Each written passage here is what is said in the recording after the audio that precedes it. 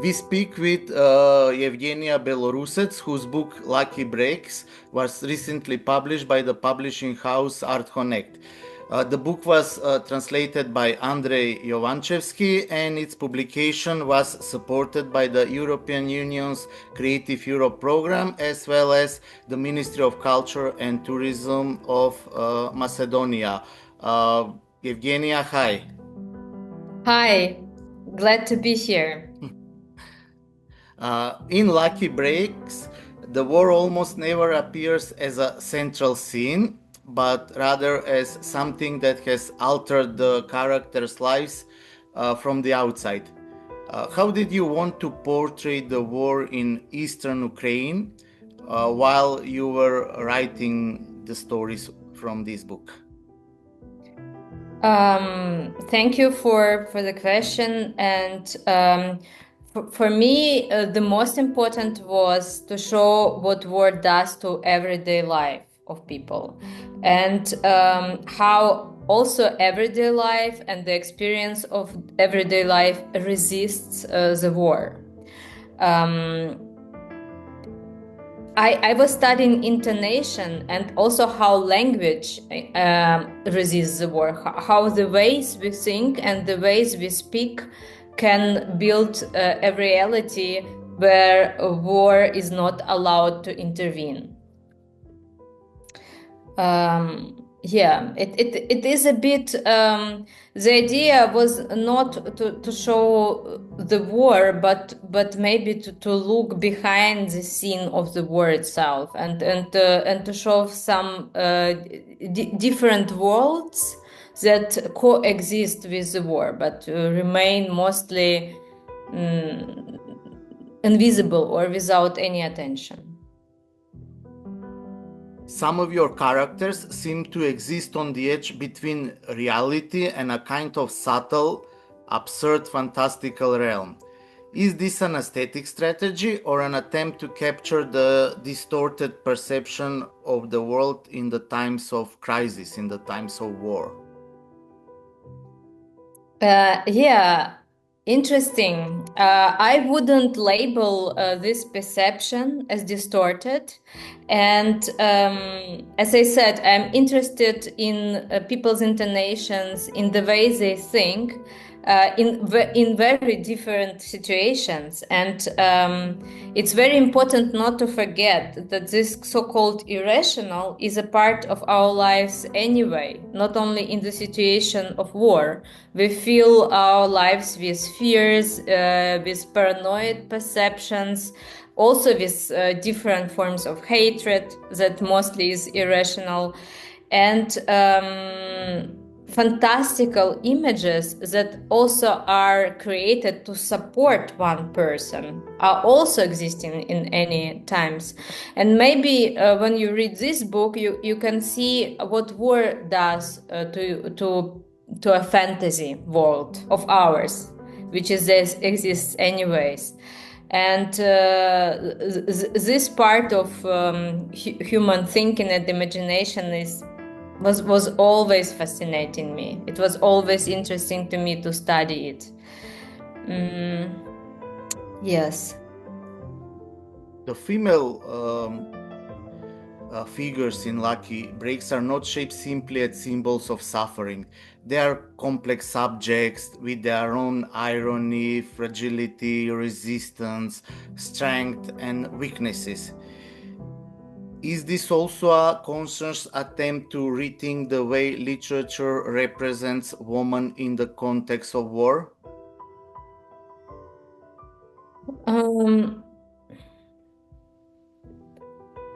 Interestingly, when I was traveling through the eastern Ukraine, the conversations with women were kind of deeper in my experience, and I could understand more from what is happening right now in their lives and around them.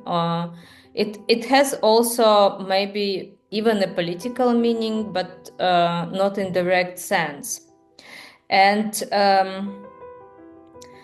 Yeah, for me, it was important to document these experiences that I heard. They was just mostly coming from women.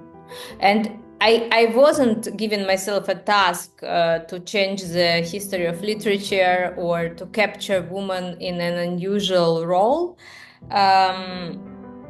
It was much more the idea, maybe every war simplifies our perception of society. We divide society in victims and traitors, and then we divide maybe two societies in the same way, and we portray reality in black and white colors, and it makes us easier to survive the war. As participants, voluntarily or not, or as even people who are looking at the war from outside, from other countries, they also tend to simplify it incredibly. And in my opinion, this simplification, maybe partly it's also true, maybe there is not absolutely false, but it has this danger to make war necessary. Because when you are taking sides and seeing everything very clearly, so-called clearly, these are absolutely bad and this is absolutely good side, you need practically to proceed war, to proceed fighting absolutely this absolute evil. And for me, it was very important to show other oppositions in this situation, and even just other colors and other layers. And the reality of people who were speaking with me, and these dialogues are represented in the book. So these realities gave me this opportunity. You are both. I don't know if I answered the question. Yes, of course. You are both photographer and a writer. In what way did photography influence the rhythm and composition of the stories? There are two photographical stories in this book involved. One is coming from the Western Ukraine. It's a series of images from mines in the Western Ukraine that were closing, and a portrait of deindustrialization from the Western Ukraine that actually is in a very intense dialogue with the situation in the Eastern Ukraine where the war was happening. Because deindustrialization caused a very deep social crisis that was used in this war to provoke more and more conflict.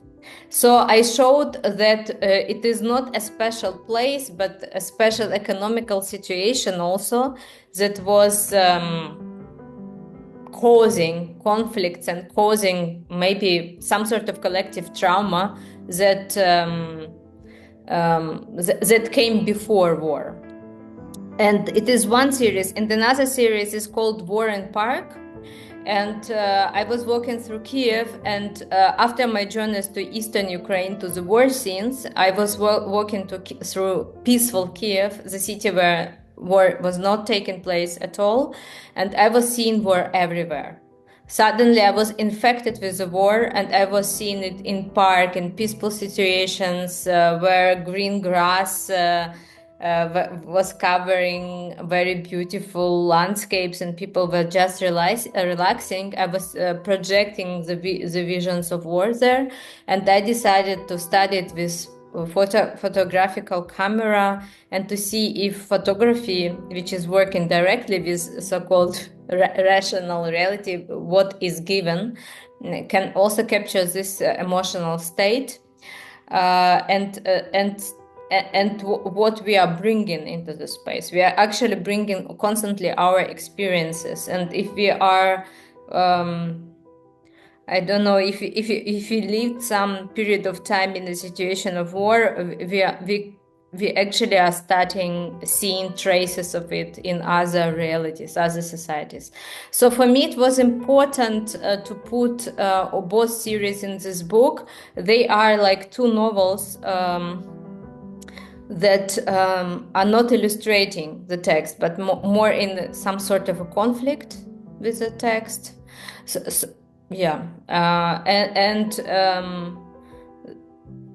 Two different stories that are adding up to a series of textual. My God, I forgot the word, but a series of texts. Yes, and the dialogue, it's very interesting because the text is constructed in one way and the photographs are also constructed in some other way. So it means some chiasm between the creative chiasm and dialogue between the text and the photographs. Yes, I hope so. That was my goal. You succeeded in that. Thank you. In the book, one senses that you use language as a means of resisting historical erasure. Does writing for you represent a way of preserving experiences that official narratives often leave invisible? Interesting question again. I think it is a big provocation to work against state narrative, even if it is your own state, and against any big narrative that tries to describe reality only in one way. But I hope I was not doing that, because I think my goal was just to jump to a completely different plane, not to support some grand description of reality with some sort of artistic propaganda, and not to work against it, trying to ruin it, to deconstruct it, but just to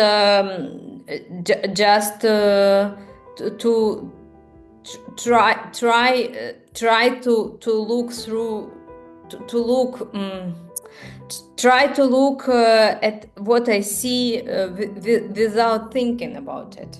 That was my exercise, and I hope I did it. I hope I was not projecting any strange, very short time living, but very aggressive political concepts on the people that I met. Because people in war situation are incredibly vulnerable in this sense.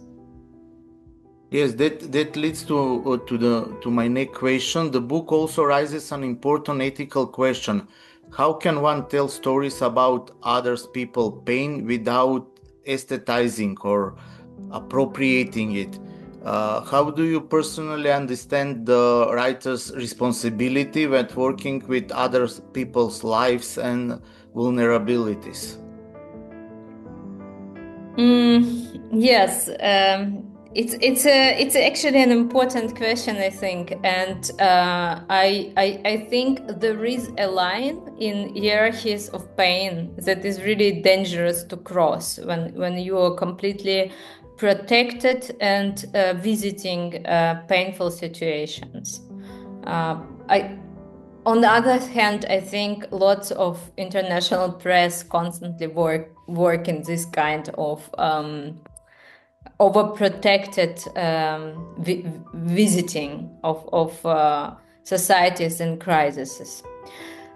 So I don't have answers. Just in my case, I was a part of the society which was experiencing the war. I was privileged living in Kiev, that at the moment when I was writing the book was not really in the situation of war.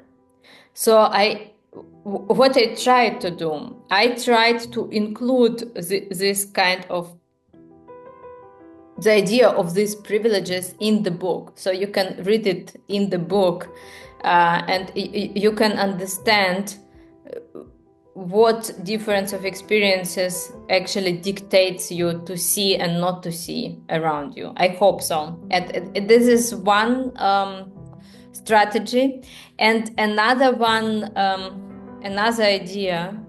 I think, on another hand, maybe even lack of such a intense experience gives us sometimes some freedom to look at it. Because if you are completely involved in a situation, very often you are losing freedom to look at it even without understanding that it happens to you. I have seen it on my own example many times during this war, because I was in Kiev for a very long time, and also when the big invasion started, and after that many times, and now I spent 3 months in Kiev during this very hard winter. So I think it is really a bit danger, and maybe for an author it is good to live between different realities, at least for me. I don't want to make any rule out of it, because it would be very naive, but I think that the possibility to go also outside of this reality gives an inspiration to capture it, to like it is, not trying to change it, to change it to make it look like some political idea that it's very easy to get when you are very much involved in a conflict. The book is very playful. It's full of humor, dark humor, irony, etc. Is this also characteristic for all other your books, or this is specific just for this book? I think my next book about animals, lectures about modern life of animals, is trying to broaden up, or to go even more intense into this way of writing. And yes, I think it's something that is just interesting for me. Okay. And for last question, we do not know too much about the contemporary Ukraine literature. How you see the contemporary Ukraine literature in the context of all these things that happened in not just last 4 years, but from the beginning of the war 12 years ago? I love Ukrainian literature and what is happening there. It's interesting that lots of good poetry was always have always been written in any situations, and you can always find that in yeah, I think it's a sign of a very rich potential that of course can be developed actually, I think, when the situation is less violent. I don't think that direct violence is a good playground for all of us. It's very hard to write, it's very hard to think, and I think there is a false idea that such grade of hatred and violence is creating a good art or inspiring to be more radical and maybe think more clearly. I don't think so. Evgeniја Белорусец, thank you very much for this conversation. I hope that this conversation will be a good recommendation to read your book Sreќni падови. This is Macedonian translation for the Macedonian audience. Thank you very much for having me, inviting me. It was great.